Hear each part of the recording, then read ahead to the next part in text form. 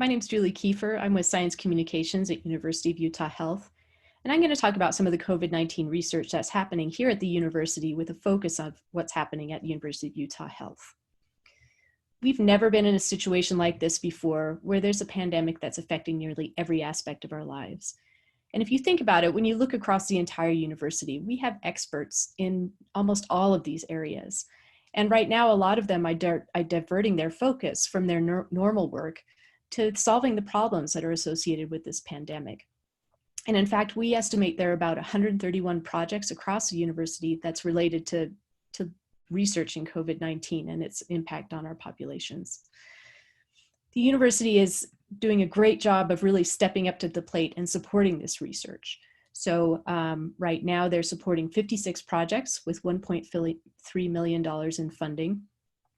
Additional projects are getting national funding through national foundations and government agencies, and that's amounted to about $5.4 million being invested into 13 projects.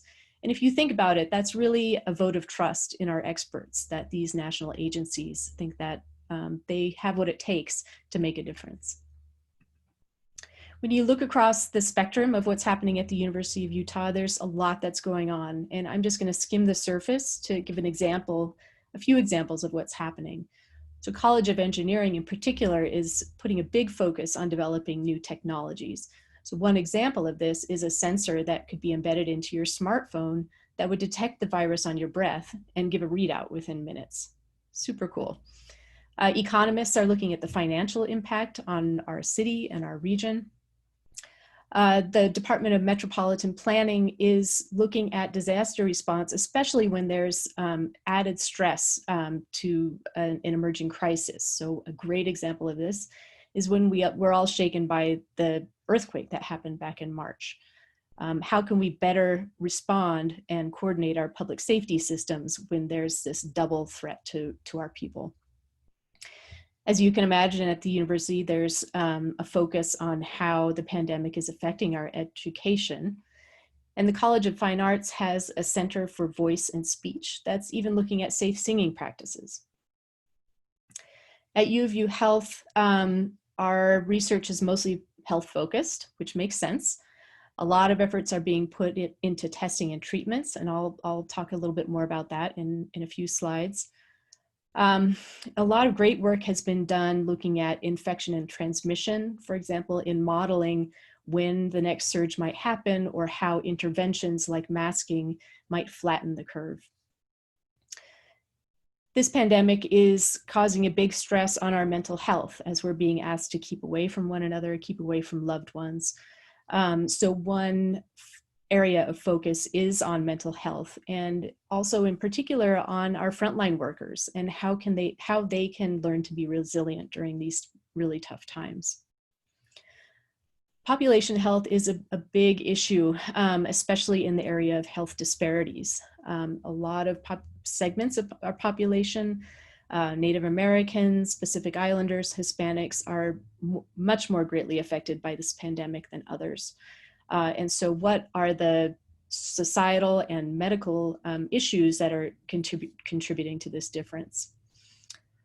There are other social impacts that are being investigated too. Lockdowns, as you can imagine, create a big problem when you are trapped in a house with an abuser.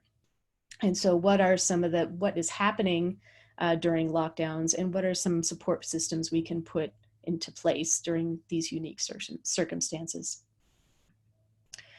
I want to take a step back and talk about COVID-19 as a disease, and actually as a disease of populations. There are very few illnesses like this one where there is such a huge range of symptoms, ranging from no symptoms at all to death. And actually, the CDC estimates that 40% of us will have no symptoms when we're infected with the virus. But on the other end of the spectrum, somewhere between 0.3 to 2% will die. And in Utah, that number is falling to be around 0.7%. Something I just want to point out with this is that because a lot of us have no symptoms, this is exactly the reason why all of us need to wear a mask in public places where we're closer than 6 feet to another person. we may have the virus and be transmitting it to others and not even know it. And so we need to wear masks to prevent transmission, especially to those people who are going to end up on the right side of this spectrum. We don't always know who those people are going to be. We know that people who are older are predisposed to being on the right end of the spectrum. We know certain people with certain pre-existing medical conditions are as well. But there are a lot of people who are otherwise healthy and active who do end up hospitalized or dying from the disease, and we don't know why. So this is another area of investigation here at University of Utah Health. When people are severely ill with COVID-19, a lot can happen. So again, there are a lot of uncertainties with how this disease will play out in a single person, including for those who end up in the hospital. There are really very few indications now to let doctors know or healthcare care providers know who will recover and who is going to be likely to die. So finding those markers is another effort. We think of, a lot of us think of COVID-19 as a disease of the lungs. There are reports about how people have a difficulty breathing when they have this disease. But really, this is a systemic disease that can affect a lot of different organs. Gastrointestinal system, the liver, the kidney. We know there are heart complications that develop. Some people even get strokes or seizures. So there are a lot of things that can go wrong with this disease. And really it's on us now to find, until there's a vaccine, a lot of us are putting a lot of effort into refining those therapies and finding ways to help those who will get these severe forms of the disease. Here at the University of Utah Hospital and also across the nation, remdesivir is a drug that is the standard of care, but it's by no means a miracle cure. It reduces the time to recovery, but still this is 11-day recovery on average, which is a long time in the hospital. So there's a clear need for better therapies. Hydroxychloroquine is an anti-malarial drug that has been shown not to be effective in severe COVID-19.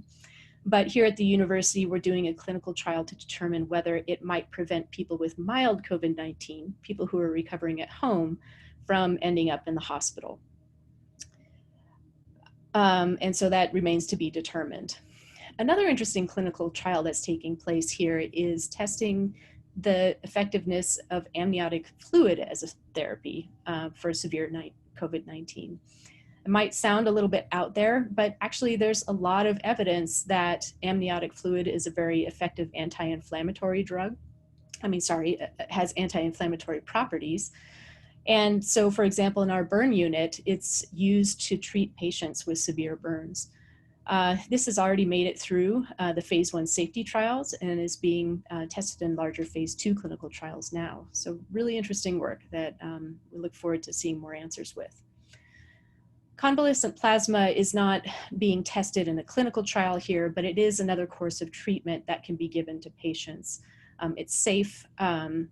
Its effectiveness is being examined in other clinical trials throughout the country. But what's happening here is that plasma from patients who have recovered from COVID-19 is being given to patients who are severely ill in the hopes that the antibodies that are contained within that plasma might prevent someone's disease from getting worse. There's some really interesting work that's coming out here at the university about the mechanisms of disease. What is the virus doing to our body? So doctors here are taking samples from severely ill patients. Those samples are being examined in the laboratory to see what happens at a cellular level in response to this disease. And some exciting results that have come out just in the last month really point to this story that an overactive immune response may be contributing to some of these complications that lead to organ failure in some patients. So Dr. Robert Campbell in internal medicine has found that there are changes in gene expression that happens in platelets. So platelets are cells that contribute to blood clotting. And this effect might lead to some of the blood clotting that is seen in patients with severe COVID-19. And it's thought that this blood clotting might be leading to some of these complications. And so understanding those underlying mechanisms could provide insights into ways to overcome that problem. Similarly, work from Dr. Christian Kahn-Yost and Dr. Joshua Schiffman has found that another inflammatory response also goes out of control. This is a response called the net response. So if you look at this picture here, these are the cells, the blobs in green are infection fighting cells. And next to them are these purple nets, so these web-like substances. This is actually a normal immune response that happens when our body is invaded by viruses or bacteria. These neutrophils send out these nets to capture those invading pathogens and target them for destruction. But what they're seeing in COVID-19 patients is that this mechanism kind of goes out of control. And there's evidence that they've found that this may also lead to that blood clotting that we think might be really troublesome and leading to complications in the disease. And so now a company, Peel Therapeutics, is building a therapeutic based on these results that might inhibit this, that does inhibit this net response. And they're determining whether that might also be effective in helping to calm the disease. So really interesting work here. I want to end on one last study that's turning in some really interesting results. So Utah Hero is a collaboration between the David Eccles School of Business and epidemiologists here at University of Utah Health. They're sending out people to 10,000 households in 4 counties across Utah to do swab tests for everybody in the household and antibody tests. And the results that come back can really inform how much the disease is prevalent in our population and whether it's spreading over time or maybe not spreading as much as before. And this type of data can inform decisions about whether or not to open schools and businesses and, you know, whether we can get back to life as usual at some point. So what this study is showing is that about 1% of our population has antibodies, meaning 99% of us are still susceptible to getting COVID-19. I think another interesting point here is that they are finding that 2 of 3 cases of COVID-19 go undetected. So when you're looking at those case counts in the newspaper or on the coronavirus.gov website, that's probably 1/3 of what's really out there in the population. I think another interesting insight is that when one person tests positive in a household, there's about a 12% prevalence that somebody else in the household will test positive.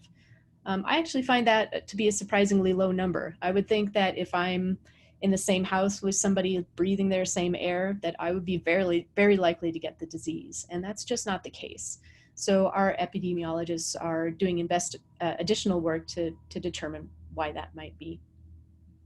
There's a lot of other cool research that's going on that I just don't have time to talk to you about here. But what I want to end with is that the world is watching. The work we're doing here is being reported on by news outlets across the world.